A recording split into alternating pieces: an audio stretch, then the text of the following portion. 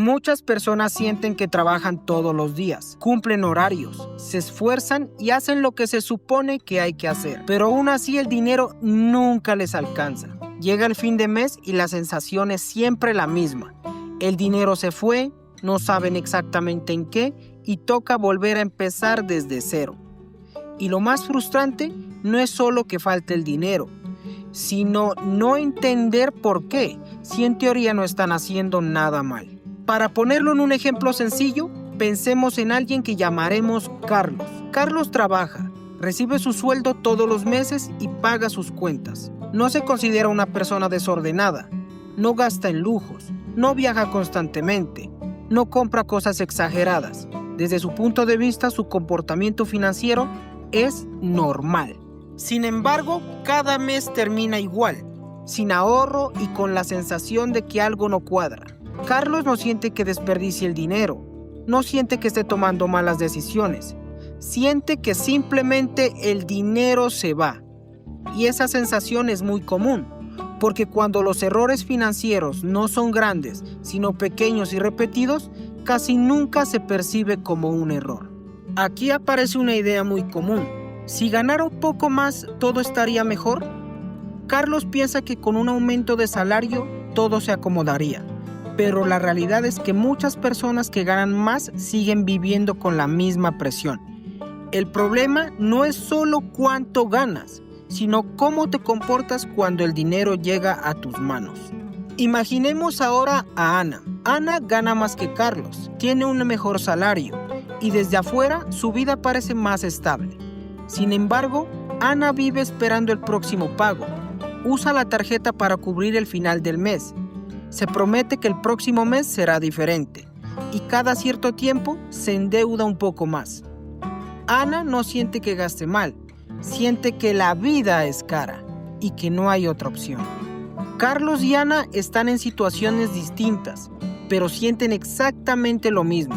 Y eso nos muestra algo importante.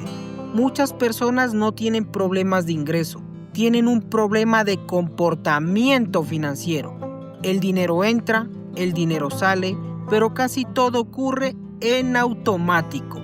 Imagina el dinero como agua entrando a un balde. Si el balde tiene pequeños huecos, el agua nunca se va a acumular. No importa cuánta agua entre, pero lo más peligroso es que esos huecos no son evidentes. No son compras grandes, no son lujos exagerados, son hábitos diarios que parecen inofensivos. Pensemos en algo cotidiano. Una persona que compra un café todos los días antes de entrar al trabajo no es caro, es parte de su rutina. No lo siente como un gasto problemático, pero cuando ese café se compra todos los días durante todo el mes, empieza a sumar. Y cuando se suma con otros hábitos similares, el impacto ya no es tan pequeño. Ahora agreguemos más cosas. Primero, una suscripción que casi no se usa. Segundo, algunos domicilios por semana por falta de tiempo. Tercero, compras pequeñas por impulso cuando hay estrés o cansancio. Ninguna de estas decisiones se siente grave en el momento. El problema es que todas juntas forman un patrón. La mayoría de personas vive dentro de un ciclo automático. Recibe el ingreso, paga lo necesario, luego lo cómodo, luego lo impulsivo. No porque sean irresponsables, sino porque nunca se detuvieron a observar el ciclo con calma. Todo ocurre rápido sin intención. Con el tiempo, ese ciclo cansa, genera frustración, estrés y una sensación constante de estar corriendo sin avanzar. El problema no es que no trabajes suficiente. El problema es que nadie te enseñó a observar tu dinero como algo que también necesita atención. Cuando no observas, reaccionas. Cuando reaccionas, no decides.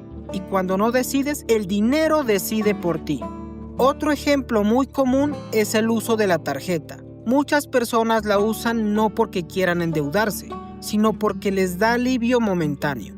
Cubren el mes, respiran tranquilos y luego enfrentan el problema más adelante. El problema es que ese más adelante siempre llega y cada vez con menos margen. Aquí pasa algo interesante. Muchas personas sienten culpa por no ahorrar. piensan que el problema es falta de disciplina, pero la verdad es que nadie puede ahorrar de forma constante si toda su vida financiera ocurre en automático. El ahorro no es una fuerza de voluntad, es una decisión consciente que se toma antes de gastar. Imagina dos personas que ganan exactamente lo mismo. La primera, apenas recibe su ingreso, separa una pequeña parte para ahorrar. No es mucho, pero lo hace todos los meses. La segunda dice, si me sobra, ahorro. Al final del mes casi nunca sobra. Después de un año, la diferencia entre ambas no está en el ingreso, está en el comportamiento. Muchas personas intentan arreglar su dinero al final del mes, cuando ya están cansadas, cuando ya gastaron, cuando ya no hay margen. Se prometen que el próximo mes será diferente, pero el dinero no se organiza al final, se decide desde el inicio. Otro error común es no saber realmente cuánto se gasta. Muchas personas saben cuánto ganan, pero no tienen idea clara de cómo se va el dinero. Es como manejar un carro sin tablero.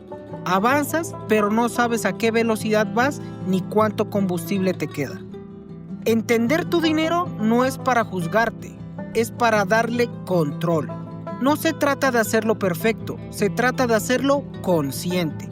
Porque cuando empiezas a observar, empiezas a decidir. Y cuando decides, aunque sean cosas pequeñas, la relación con el dinero cambia. Hay personas que ganan exactamente lo mismo, viven con contextos similares, pero tienen resultados financieros muy distintos. ¿Por qué?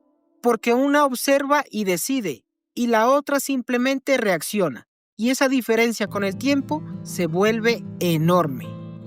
El problema de fondo no es el dinero, es la relación que tenemos con él. Cuando el dinero llega y se va sin explicación, genera ansiedad.